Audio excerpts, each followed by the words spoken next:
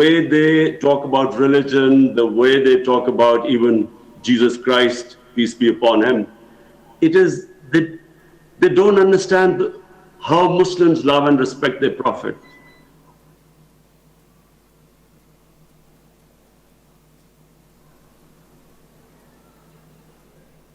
Their Prophet.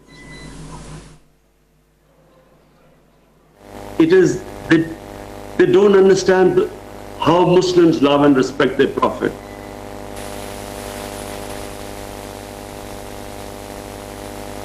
Question में वज़ीर आज़म Imran The Jewish community has made the world realize कि Muslim community से video link के जरिए खिताब कर रहे हैं. People talk about the Holocaust, and understandably, because it gives them pain.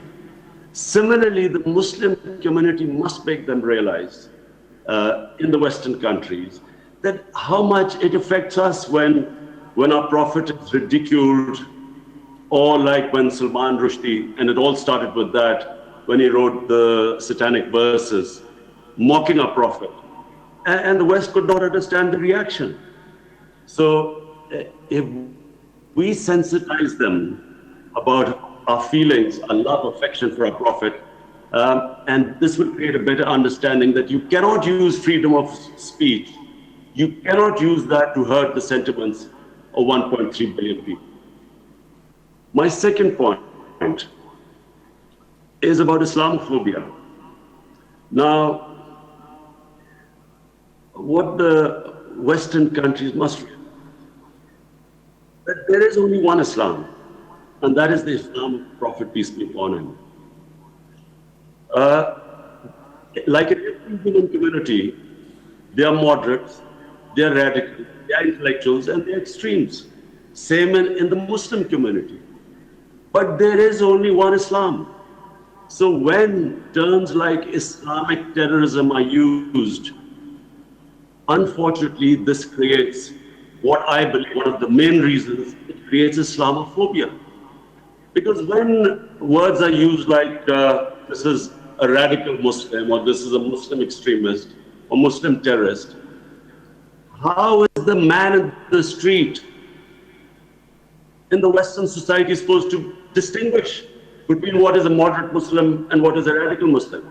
So the whole Muslim community gets tainted by that. And so every Muslim becomes suspect. And then you have the man in the street in the Western society supposed to distinguish between what is a moderate Muslim and what is a radical Muslim. So the whole Muslim community gets tainted by that.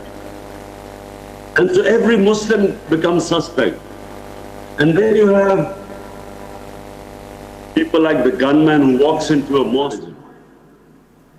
Suicide attacks have been blamed on Islam for some this myth that Muslims blow themselves up because they'll go to heavens and they'll have this virgins, this whole bit. The Hindu Tamil Tigers before 9/11 were responsible for 70% of suicide attacks. But no one blamed Hinduism for it. Before that, the Japanese kamikaze pilots, they did suicide attacks, but no one blamed their religion. So terrorism has nothing to do with religion. It has to be delinked. Terrorism, the roots of terrorism lie in politics. Religion, all religions, the fundamental things they preach are compassion and justice. All religions. And we have to make people understand the difference between human societies, what religions say, and how human societies are. So if we concentrate on the worst, on the extremes of a human society, when I first went to England, there were these people called the skinheads. They would beat up people because of the color of the skin. So imagine if I went back and looked upon society from the prism of what the skinheads did. Similarly, if what has happened since 9/11, any terrorism is related to Islam now.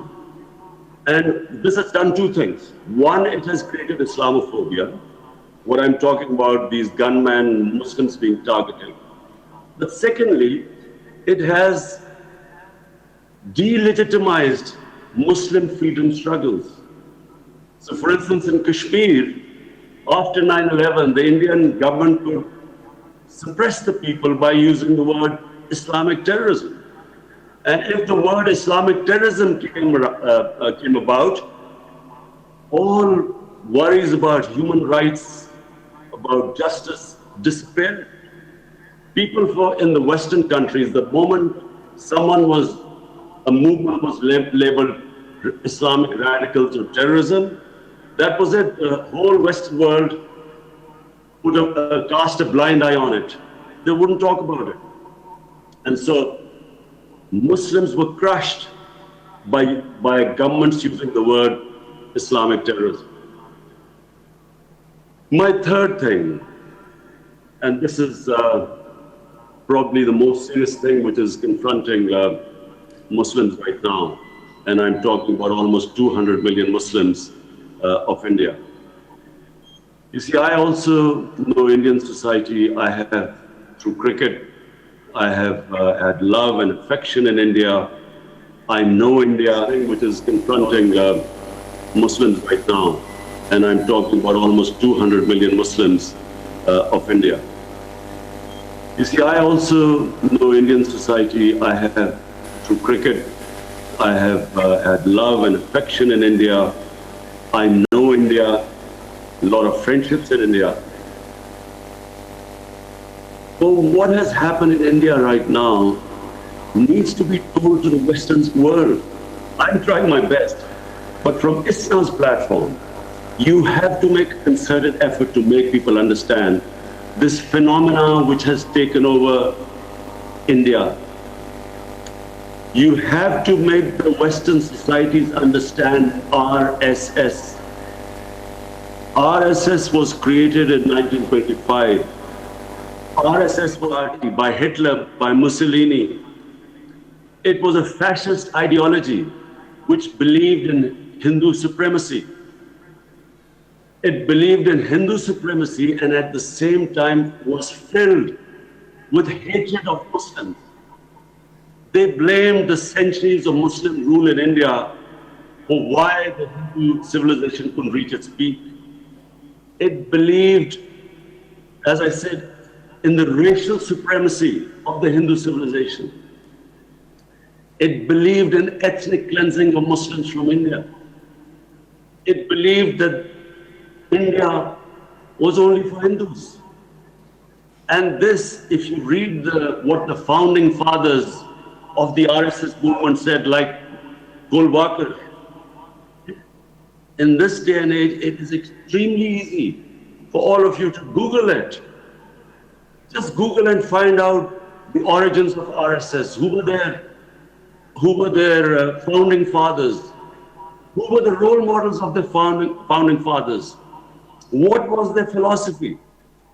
And this hateful philosophy was the reason why Gandhi was assassinated after independence. They believed he was too soft on India, on Muslims. Why Pakistan was created? The founder of Pakistan, Quaid-e-Azam Muhammad Ali Jinnah. The reason why he believed that Muslims would not get equal rights to citizenship in India was because he saw this ideology. It was Jinnah who was the first one who tried, and remember, Quaid-e-Azam Muhammad Ali Jinnah was considered an ambassador for Hindu-Muslim unity. He was above communalism. But when he saw that what this ideology was heading towards, he was the one who warned Muslims that the Hindus were wanting independence only for Hindus. The India they pictured was only for Hindus, and Muslims would be a second-class citizen. And I'm afraid that is what has happened in India. After recently this year, the elections won by the BJP, they have come back as a stronger force. And what the BJP philosophy is, I need to make you understand, because I believe that this is not something like Milosevic, Serbs and ethnic cleansing of Muslims in Bosnia.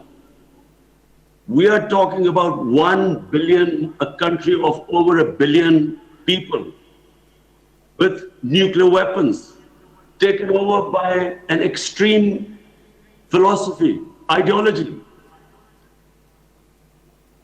What the Nazi party proved was that a small, highly organized, ideologically motivated group could actually take over the whole country. That is what has happened in India. An extreme ideology has taken over India. They do not consider minorities, and especially Muslims, as equals. Worse, this ideology was responsible for the massacre in Gujarat of Muslims. This ideology is responsible for lynching of Muslims, simply on a thing like acquisition of cow meat or cow slaughter. Right now in Assam, 1.9 million Muslims are about to be, their citizenship is about to be taken away. And it is this ideology that has put almost 9 million Muslims under curfew for 26 days in Kashmir. What this Narendra Modi government has done, when it annexed Kashmir, Kashmir was a disputed territory where the United Nations resolution had given the Kashmiris their right to decide their own destiny through a referendum. That right was never given. But the UN resolution still stands, means that it was a disputed territory. The BJP government has annexed it. It's annulled its own constitution, Article 370, which gave the Kashmiris a special status. It's also annulled Article 335A of their constitution, which meant that you could not change the demography of Kashmir. But the BJP government's stated aim is that they want to change the demography, change a Muslim majority province into a Muslim minority province by bringing in out settlers to come in and change the demography. This is a violation of the 4th Geneva Convention, Article 49. You cannot change the demography of an occupied land. But worse than that, they have cast aside the Supreme Court of India's judgment, the Jammu and Kashmir High Court judgment. What was promised to the people of Kashmir by Jawaharlal Nehru, the founding father? And again, I repeat, it's 26 days the people of Kashmir are under curfew. They have shut out all media, all internet, no news is coming out of there. We believe that what is happening in Kashmir is that RSS goons have been let loose amongst the population. We believe people are being picked up. What reports are coming out? Boys are they go into houses and pick up boys. 8,000 people so far have been put in prison. 4,000 people have been taken out of Kashmir. All their leaders have been put under arrest. Even the opposition leaders were not allowed to go inside Kashmir to see what is happening there. And that is what I want ISNA to do. Raise awareness. In the 21st century, this is happening. And this is happening, an ideology which openly states that they want to change the demography of the people of Kashmir, which openly states that the Muslims do not have the same rights in India as the Hindus. They have completely cast aside the secularism of Nehru and Gandhi. And I'm afraid this ideology is not going to stop here. I think they have let out of a genie out of a bottle. It's not going to go back in.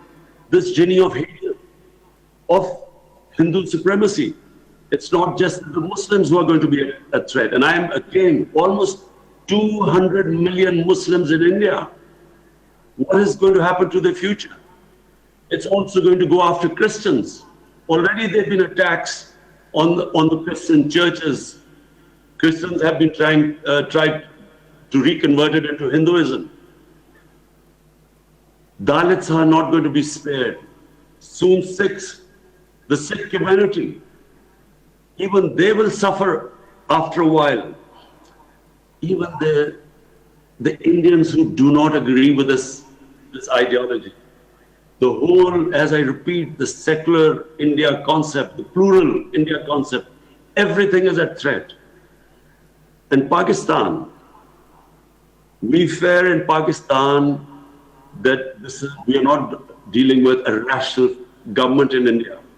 As I repeat, an extreme ideology has taken over India.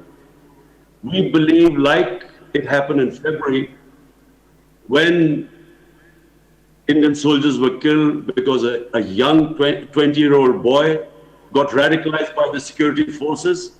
And remember, there are 900,000 security forces right now in Kashmir. 900,000. The human rights violations have been mentioned by the United Nations for the first time. So when a boy blew himself up, India blamed Pakistan. We immediately asked them, we said, if you give us any proofs that Pakistan was involved, we will take action. They sent us a dossier. But before the dossier arrived, they had sent their jets into Pakistan to bomb us. We feel that India will do this again to divert attention from what we fear will be bloodshed in Kashmir in order to oppress the people, subdue the people, kill their hunger for freedom, ethnically cleanse them, or change the demography. We believe that the sort of oppression they will do in Kashmir and already are doing, they will need to divert the world attention to Pakistan. And we believe that as they did in February, they will do some sort of an action, an attack in Pakistan. But now we're talking about two nuclear-armed countries face to face. So the consequences, this is no longer something like Rwanda or like Bosnia. We are talking, again, I repeat, 1 billion people, a country of 1 billion people with nuclear arms, with a mad ideology facing Pakistan. What will happen once this, if a similar sort of attack happens, Pakistan will retaliate? We, again, I repeat, and two nuclear-armed countries face to face. That is why it is important for ISNA to play its role. I have asked the OICU to play its role. I'm going to raise this in the United Nations General Assembly. But you, as the largest Muslim body in North America, has a very important responsibility. You must make people aware of what is going on in India. This image of India so far of a land of peace, a land of gurus, of karma, a land where, of plural secular values, it is no longer that India anymore.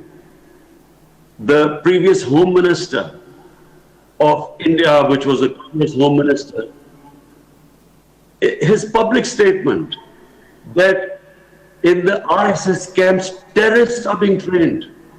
There are 4 million members of RSS. They are very similar to the Hitler brown shirts who went around terrorizing people. Judges, media, opposition, minorities. This is what is happening in India right now. Any opposition to this RSS ideology is squashed. So therefore, in conclusion, after repeating what I feel is your role, I would also like you to tell the world what is the difference. I keep telling the world what is the difference. In Medina Riyasat, what was the sunnat of their holy prophet. How did the prophet treat the minorities? There was the constitution of Medina. There was the written covenant with St. Catherine's Church, which I believe still exists, where the prophet said that we will protect your places of worship till the day of judgment. The Holy Quran saying there's no coercion in religion. You can't force people into religion. We have a responsibility in the Quran to respect sacred entities of other religions.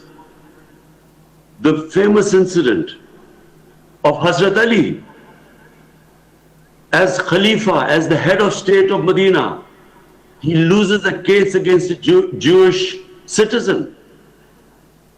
The court did not accept the testimony of apparently the son of Hazrat Ali. Even now you cannot picture this in the Western society where a minority wins a case against the head of state. But that shows that the status of minorities was equal. They were equal citizens, equal rights. And what is happening in India is the opposite. There was a case of Palwan Khan, this Muslim, apparently they accused him that he was transporting cattle. He was murdered, lynched in the middle of the city, in front of everyone.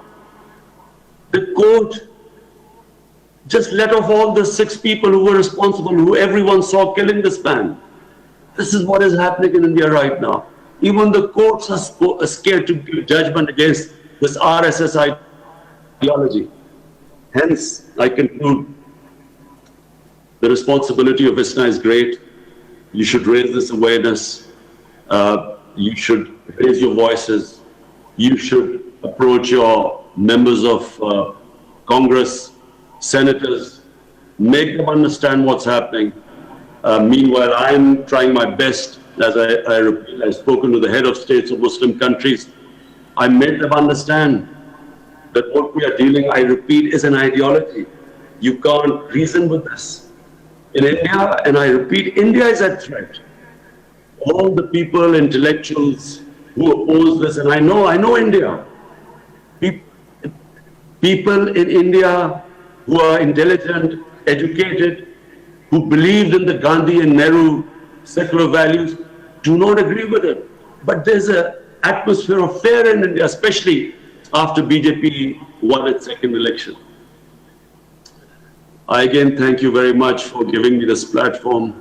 I feel it's a great honor, and I wish that ISNA goes and plays its role of spreading awareness, making people understand Islam, and then try to de-link all this. I'm sad to say that majority of the people do not understand Islam in the West, but there's a tiny minority which deliberately tries to portray Islam in this light, linking it with terrorism. And I do hope that you will, and I believe you will be able to eventually make people understand what is Islam and all the propaganda against it. Thank you very much. नाज़रीन, वज़ीर आज़म पाकिस्तान इमरान खान शुमाली Africa की Muslim community से खिताब कर रहे थे। वज़ीर आज़म इमरान खान ने अपने खिताब में कहा कि आज़ादी इज़हार राय का मतलब किसी के मजहबी जज्बात को मजरूह करना नहीं। इस्लाम अमन का मजहब है और अमन से रहने का दर्स देता है। किसी एक शख्स के अमल को पूरे मजहब से मंसूब नहीं किया जा सकता। वज़ीर